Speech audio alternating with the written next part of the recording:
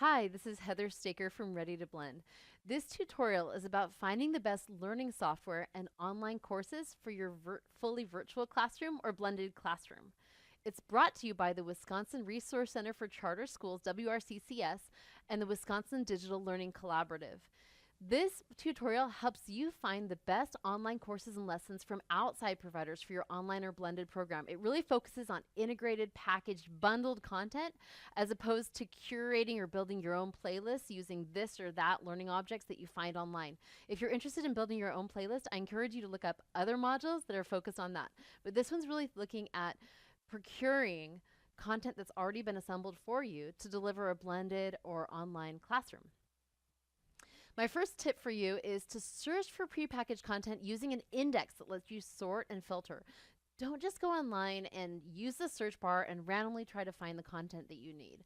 You can do that, but it wastes a lot of time when there are organizations that have already done a lot of the legwork for you. So take advantage of them. For example, the EdSurge Product Index. I love EdSurge. They have a great couple of newsletters that I subscribe to, and their product reviews are really tremendous. So if you search for the EdSurge Product Index, they do curriculum reviews, and they review several types of products. So online gradebooks, student information systems, as well as just learning software. It's a great place to go for seeing the full menu of what's out there. Not full, but they have a lot of resources, as well as their reviews of what they like and don't like about each of the products.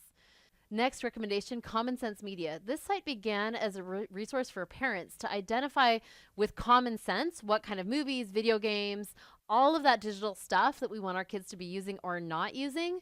And then they opened up a nice site for educators to say, how about when it comes to education, what is the software that we should use and not be using?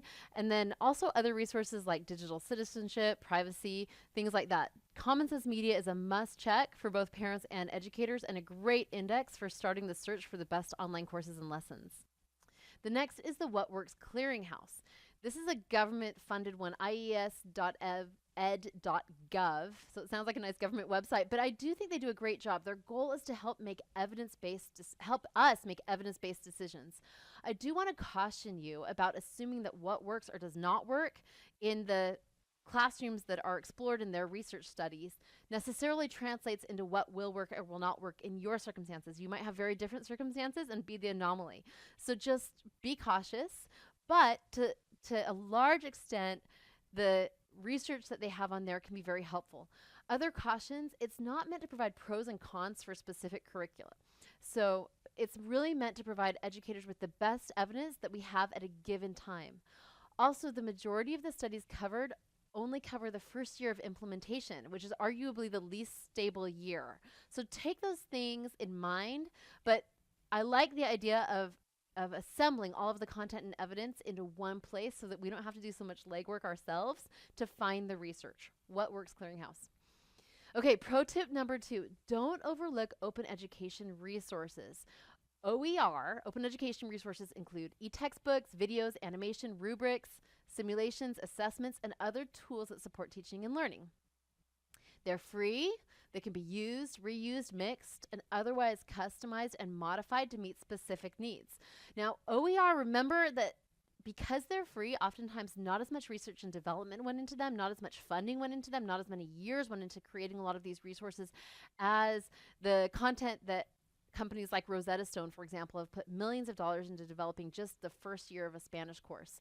So I want to caution you that the quality is not always there, but sometimes you find a real gem. So I want to just make sure you know about it so that you can use those resources if they're helpful to you. You might say, why would any publisher want to open its content and make it free and usable and remixable? And really it's because it gets that content out there. So it distributes it more, it gets authors' names out there, it's more likely to be shared and linked. If it's government funded and they're rewarded for just traffic, this can be a great way is by making it OER. How do you locate OER? Well, increasingly there are free online courses. Oftentimes there are massive open online courses, MOOCs, that are provided for free or for a small charge. And you can search for those. There's a nice website on Medium that says the 50 best free online university courses according to the data. I would recommend you look at that just to see a list. Some high schools and even middle schools are using these online courses in their as part of their curriculum. There's a high school nearby me in Texas that has free online courses that uses free online courses for Biology 1. So they use Khan Academy Science, they use Bozeman Science, crash course videos, modern state videos to supply their Biology 1. So that's just one example. Other resources, OER Commons, Learning Registry. There's several state sites that list OER, so Engage New York, Indiana Digital Content Curation, Utah's Open Textbook Project, and Wisconsin WiseLearn. Those are all places to look to at least see what's available OER so you can make a decision whether or not any of that could work for you.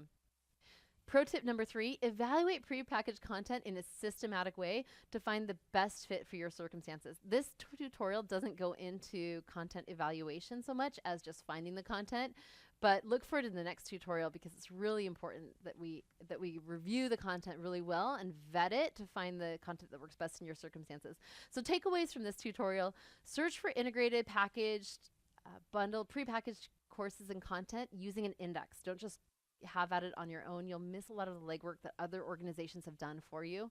Don't overlook OER. Sometimes the OER resources can be very valuable, and then evaluate those resources very well. This is Heather Staker from Ready to Blend. Thank you for joining me as we learn more about finding the best online courses and lessons for our fully virtual and blended classrooms.